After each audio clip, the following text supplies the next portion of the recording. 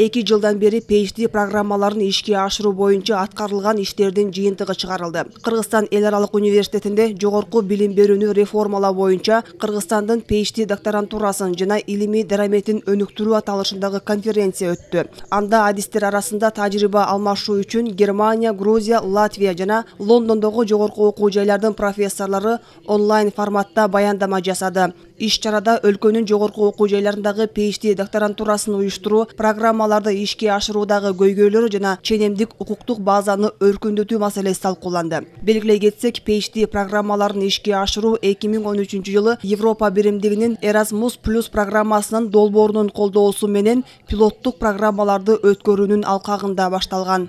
Чет мамлекеттеги жетишкендиктерди PhD докторантурасы кандай өнүгүп атат, анан биздин Кыргызстанда кандай өнүгүп атат, ошону салыштыруу аспектинде дагы бир катар маселелер талкууланып, жаңылыктар айтылып атат. Негизинен Кыргызстанда өзүңүздөргө белгилүү болгондой совет системасынан калган доктор жана илимдин кандидаты деген 2 окумуштуулук даража берилип келген. Ал эми 2019 жылдын июнунан тартып Кыргыз Республикасынын билим берүү жөнүндө мыйзамына жаңылык киргизилген, ошо PhD докторантура жөнүндө жаңы ченем киргизилген.